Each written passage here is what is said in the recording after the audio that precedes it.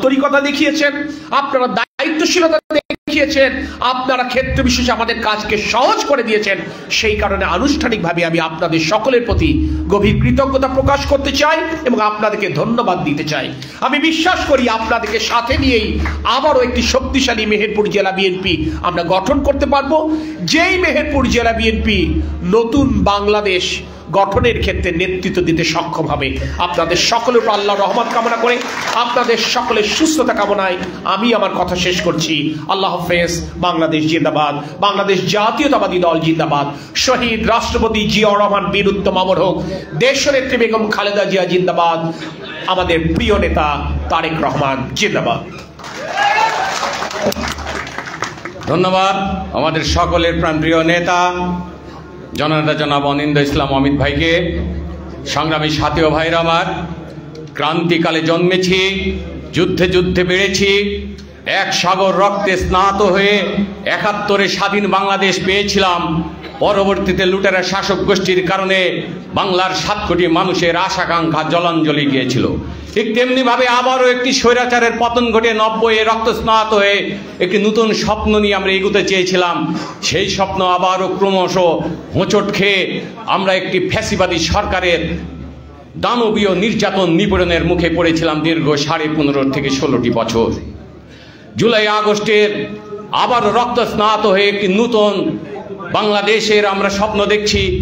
আমাদের সেই স্বপ্ন যাতে সফল হয় আর যেন আমাদের রক্তস্নাত না হতে হয়, সেই আকাঙ্ক্ষাকে সামনে নিয়ে এখন আপনাদের সামনে বক্তব্য রাখছেন আজকের এই মত বিনিময় সভার মাননীয় প্রধান অতিথি দেশনেত্রী বেগম খালেদা জিয়ার ইস্পাত কঠিন নেতৃত্বে ৯০-এর এরশাদ বিরোধী স্বৈরশাসন অবসানের লক্ষ্যে গঠিত সর্বদলীয় ছাত্র ঐক্য গঠনের অন্যতম মূল কারিগর, মহানায়ক, ডাকসুর সাবেক ভিপি, বাংলাদেশ গণপ্রজাতন্ত্রী বাংলাদেশ সরকারের সাবেক মন্ত্রী, বারবার নির্বাচিত সাবেক সংসদ সদস্য, বাংলাদেশের ৯০ দশকের ছাত্র সমাজের নয়নের মণি, আমাদের সেই ছাত্র জনতার মহানায়ক জননেতা জনাব আমানুল্লাহ আমান, জননেতা জনাব আমানুল্লাহ আমান এখন প্রধান অতিথির বক্তব্য রাখছেন।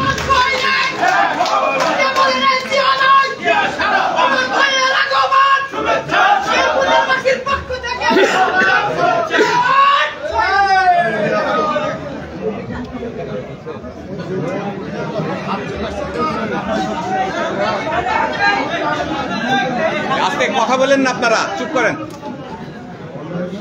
বিসমিল্লাহির রহমানির রহিম। বাংলাদেশের ঐতিহ্যবাহী জেলা, খুলনা বিভাগের ঐতিহ্যবাহী জেলা মেহেরপুর জেলা বিএনপি আয়োজিত আজকের এই মত বিনিময় সভার সংগ্রামী সভাপতি, সংগ্রামী জননেতা জনাব মাসুদুর, বিশেষ অতিথি হিসাবে একটু আগে প্রাঞ্জল ভাষায় যে নেতা বক্তব্য রাখলেন, দক্ষিণ বাংলা নয় বাংলাদেশের কৃতি সন্তান,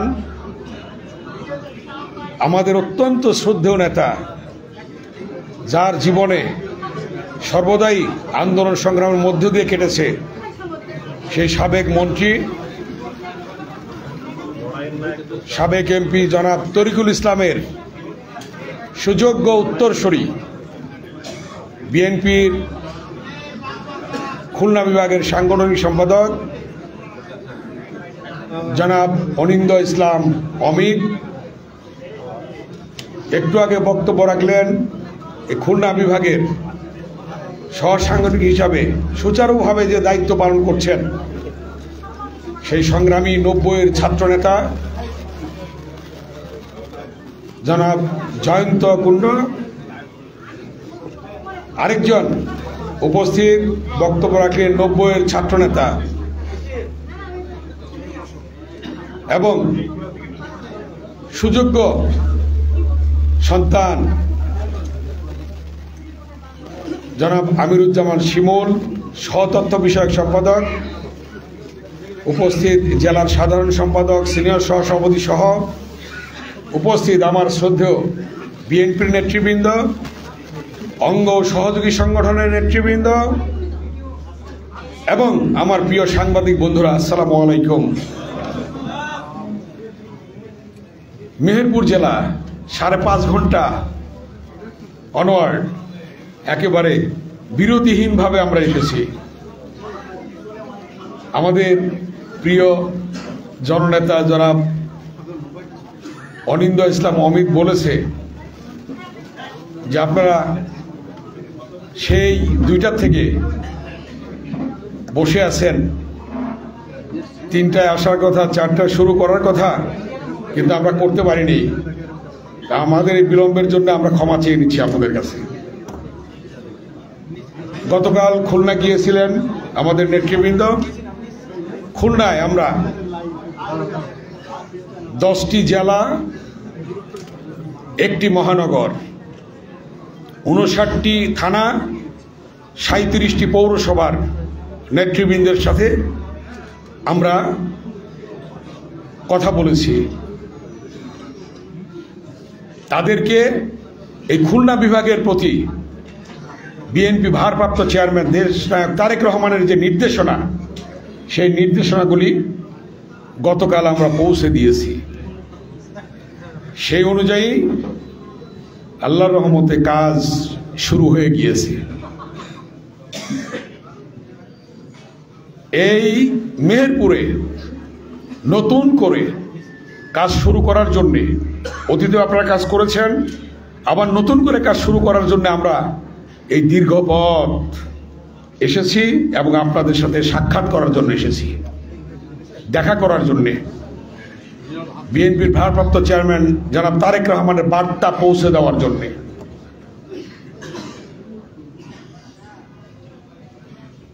দীর্ঘদিন আপনাদের সম্মেলন হয় না। আগামী 3 মাসের মধ্যে বাংলাদেশের সকল জেলা, থানা, ইউনিয়ন, ওয়ার্ড, পৌরসভা, ওয়ার্ড করতে হবে। সে 3 মাসের মধ্যে আপনাদের এই মেহেরপুর জেলাও সম্মেলন কাউন্সিল করতে হবে। কেন করতে হবে? সংগঠনকে নতুন করে ঢেলে সাজানোর জন্যে। যে কথাটি বলেছেন, যাদের ত্যাগ আছে,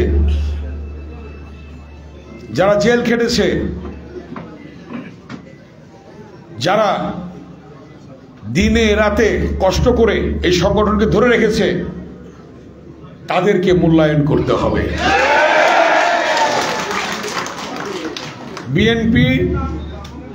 বিএনপির সাথে আজকে কারা সম্পৃক্ত হবে? দীর্ঘদিন আপনারা কমিটি করতে পারেন নাই।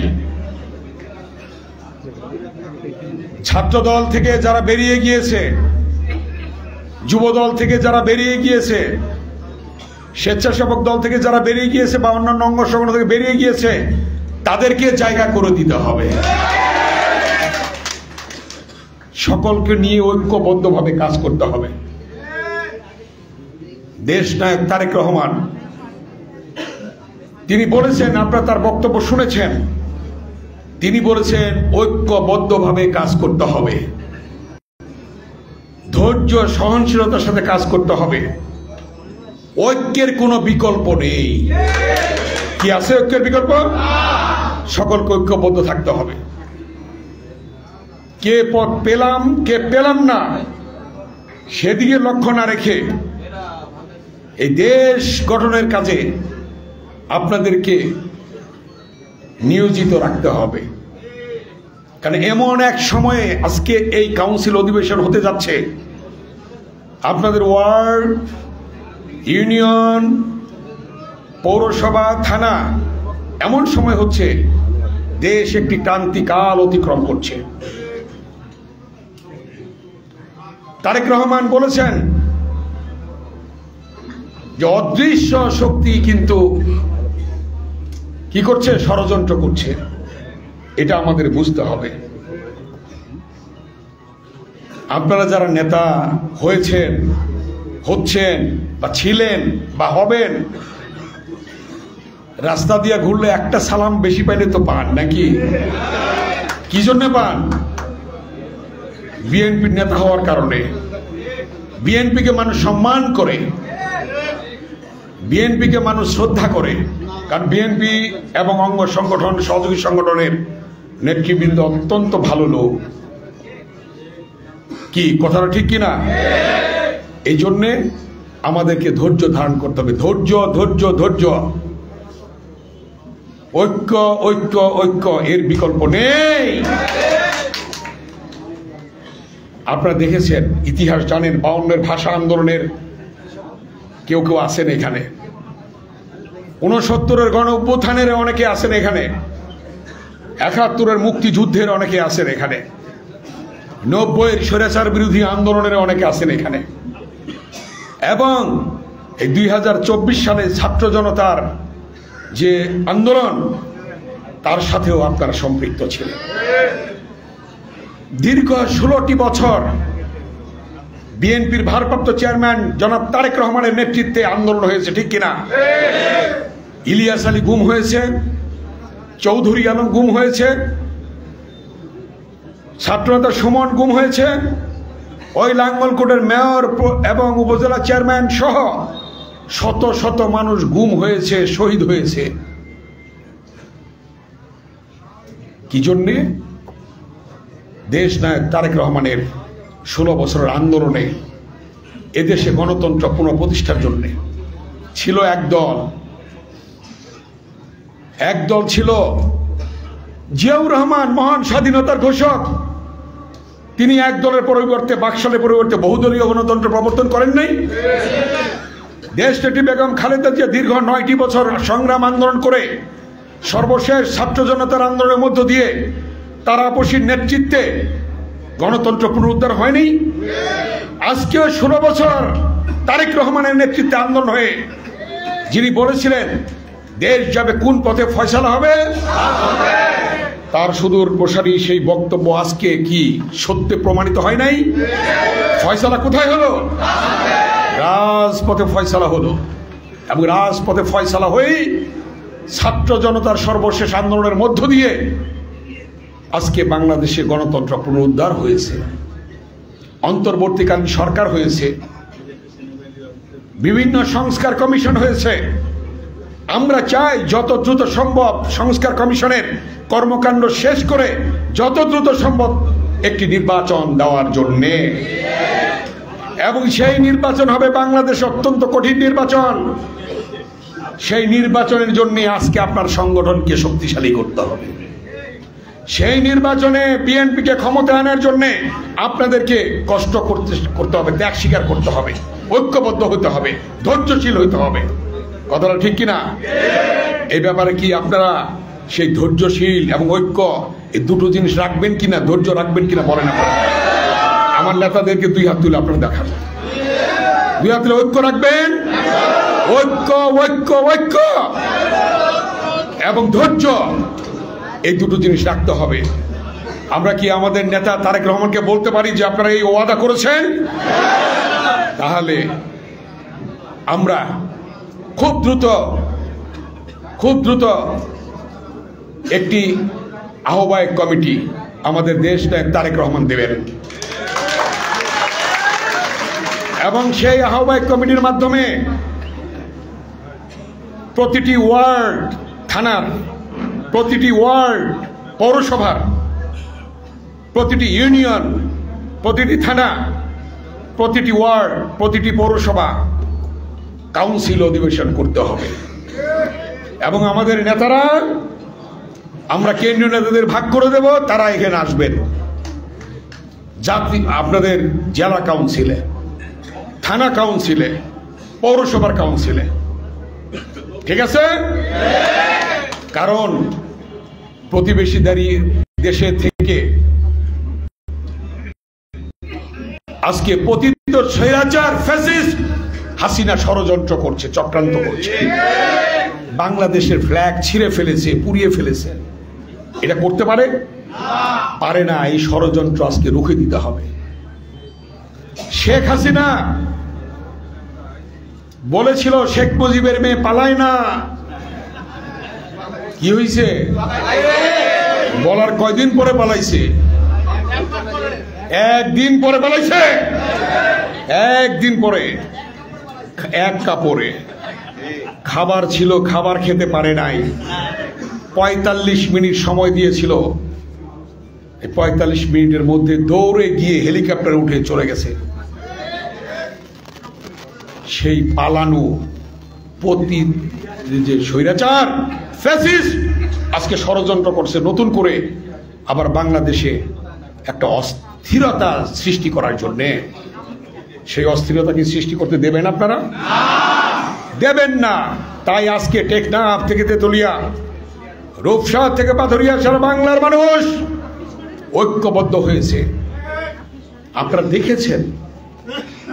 দেখেছেন বেগম খালেদা জিয়া একটা মিথ্যে মামলায় মিথ্যে সাজায় তাকে সাজা দিয়েছে। দীর্ঘদিন কারাগারে ছিলেন। আওয়ামী লীগের মেম্বার, চেয়ারম্যান থেকে শুরু করে একটা নিচের লেভেলের লোকজন পর্যন্ত বিদেশিকে চিকিৎসা করেছে। বেগম খালেদা জিয়াকে কিন্তু সেই চিকিৎসা সুযোগটা দেওয়া হয় নাই। কি দিয়েছে? তাকে অসুস্থ করে তুলেছে, স্লো পয়জনের মধ্য দিয়ে তাকে অসুস্থ করেছে।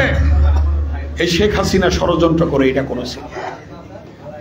সেই বেগম খালেদা জিয়াকে আল্লাহ তাআলার তরফ থেকে মুক্তি পান নাই। আপনারা দেখেছেন সেনাবাহিনী দিবসে সেনাকুঞ্জের অবস্থা দেখেন নাই? তাকে কিভাবে সম্মান দিয়েছে। এবং প্রধান উপদেষ্টা বলেছে যে আমরা গর্বিত, আজকে 3 বারের প্রধানমন্ত্রী বেগম খালেদা জিয়াকে আমরা এখানে আনতে পেরেছি। কথাটা মনে আছে আপনাদের? সেই সম্মান দিয়েছে, জাতি সম্মান দিয়েছে, আল্লাহ তাআলা বেগম খালেদা জিয়াকে সম্মান দিয়েছে। এবং আগামী দিনে তারেক রহমানকে আল্লাহ তাআলা ক্ষমতা দেবে এবং সম্মান দেবে ইনশাআল্লাহ। সব মামলা চলে যাচ্ছে, মিথ্যে মামলা। বিদেশে বসে আছে, সেখানে তার নামে মামলা, তারেক রহমানের নামে। এরকম মিথ্যে মামলা দিয়ে দাবিয়ে রাখা সম্ভব? ইনশাআল্লাহ আল্লাহর রহমতে খুব দ্রুত তারেক রহমান বাংলাদেশে ফিরে আসবেন ইনশাআল্লাহ। এবং আপনাদের সাথে এসে এমন সময় আসবে, মেহেরপুর এসে আপনাদের সাথে সমাবেশ করবেন ইনশাআল্লাহ। আপনারা দোয়া করবেন, আপনারা দোয়া করবেন। কারণ কোরআন শরীফের সূরা আল ইমরানে বলা হয়েছে, বাংলা অর্থ, আল্লাহ দিনকে রাত, রাতকে দিন, বাদশাকে ফকির, ফকিরকে বাদশাহ, রাজ্য দান করেন, রাজ্য কেড়ে নেন, সম্মান সৃষ্টি করেন, সম্মান কেড়ে নেন, পৃথিবী সৃষ্টি করেন, পৃথিবী ধ্বংস করেন, জীবিতকে মৃত করেন, মৃতকে জীবিত করেন। কে করেন? দেখার উপরে কে করেন? সেই আল্লাহ তাআলা আজকে এই ফ্যাসিস্ট শেখ হাসিনা, খুনের আসামি, গণহত্যার আসামি, যার বিচার হলে 57 জন সেনা কর্মকর্তাকে যে হত্যা করেছে তার জন্য 57 বার শেখ হাসিনার ফাঁসি হবে।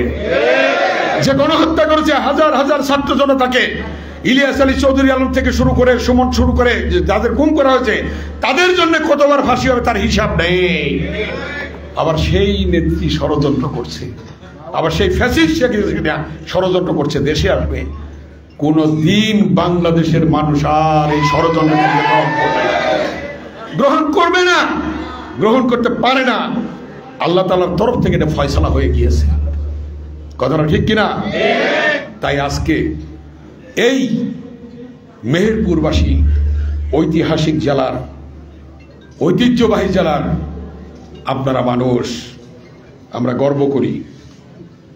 কষ্ট হয়েছে আমাদের, কিন্তু বলেছি যে আমরা যাব। গতকালই বলেছি যে আমরা যাব, আমাদের ওয়াদা রেখেছি।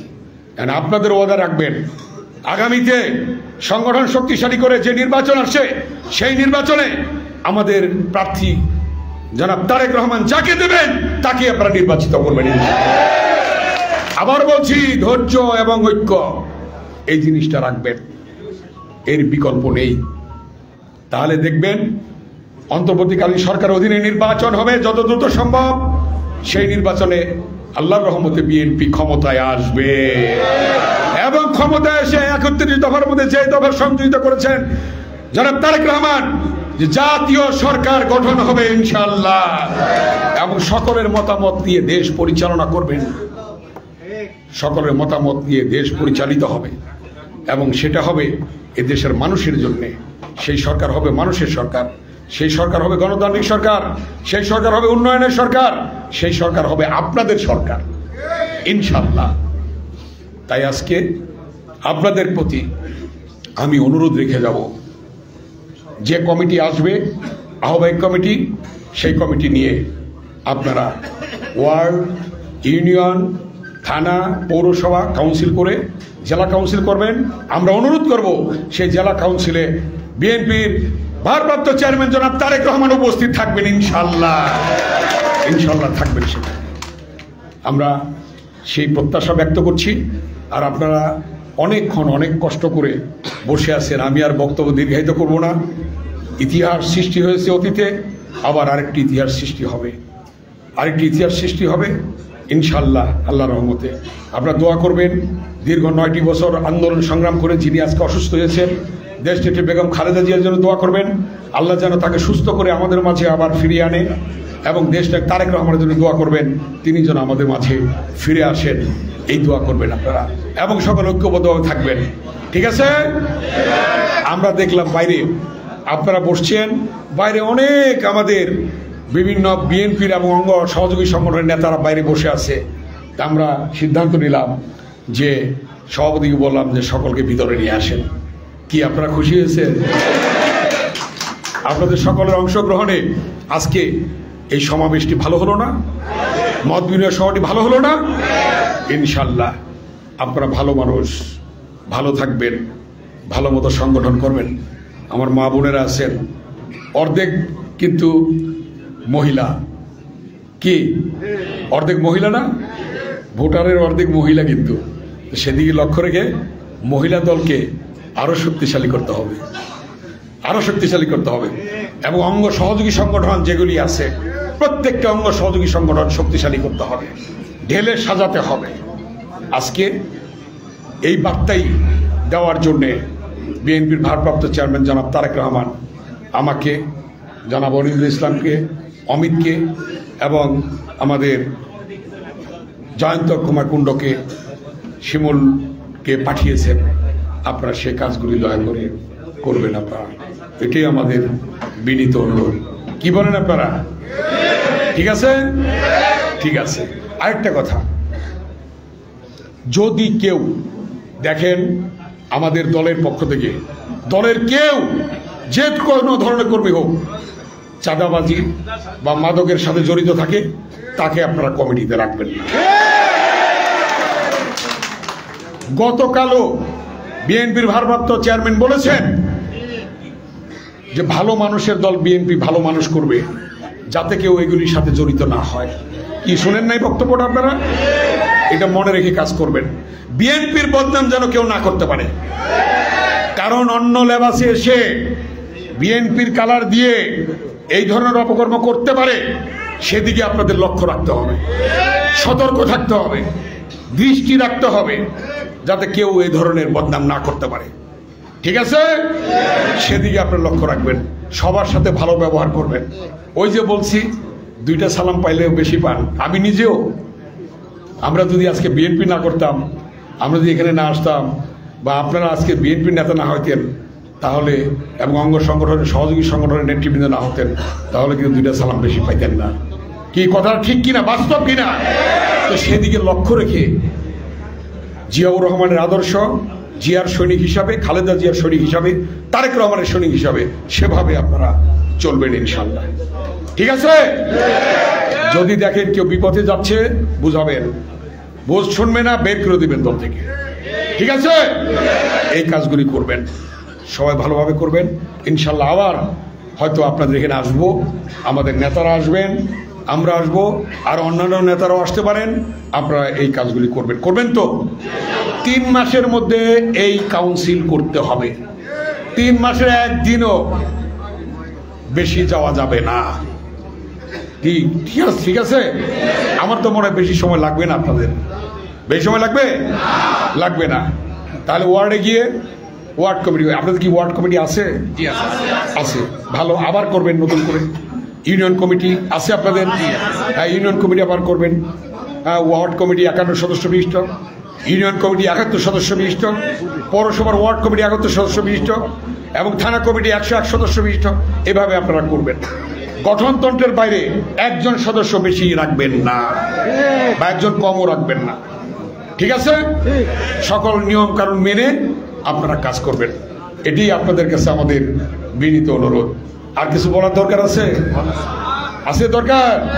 আর বলবো তাই না, আবার বলবো ইনশাল্লাহ, আবার আসবো। কারণ আজকে আপনাদের কাছে এসে আপনাদের এই সুশৃঙ্খল ভাবে আপনারা এই মত বিনিময় সভাটি যে করতে পারলেন এবং আমাদের বিভিন্ন অঙ্গ এবং সহযোগী সংগঠনের নেতাকর্মীরা আপনাদেরকে যে সহযোগিতা করেছে এবং আমাদের নেতৃবৃন্দ যারা মঞ্চে আছে এই জেলার এবং আমার সামনে যারা বসে আছে তাদের সকলকে ধন্যবাদ জানিয়ে, সংগ্রামী সালাম জানিয়ে, অভিনন্দন জানিয়ে এবং তারেক রহমানের পক্ষ থেকে সালাম জানিয়ে আমার বক্তব্য এখানেই শেষ করছি। আল্লাহ হাফেজ। বাংলাদেশ জিন্দাবাদ, খালেদা জিয়া জিন্দাবাদ, শহীদ জওয়ার হোক, জনাব তারেক রহমান জিন্দাবাদ, মেহেরপুর জেলা বিএনপি এবং অঙ্গ সহযোগী সংগঠন জিন্দাবাদ। ধন্যবাদ সকলকে। ধন্যবাদ।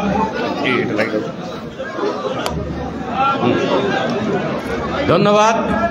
আবারও মেহেরপুর জেলাবাসী এবং মেহেরপুর জেলা বিএনপির বৃহত্তর পরিবারের পক্ষ থেকে আমাদের আজকের এই মত বিনিময় সভার প্রধান অতিথি জননেতা জনাব আমানুল্লাহ আমান সাহেবকে আর একবার ধন্যবাদ জানাচ্ছি।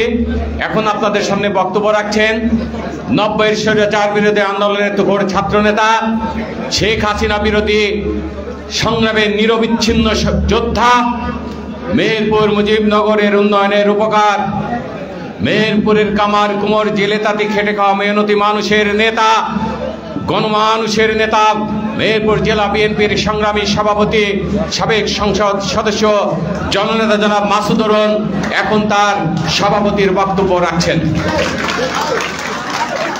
বন্ধুরা আমার, আমি প্রথমেই বলেছিলাম আমাদের আজকের বক্তা কেন্দ্রীয় নেতৃবৃন্দ, তাদের বক্তব্য আপনারা শুনলেন।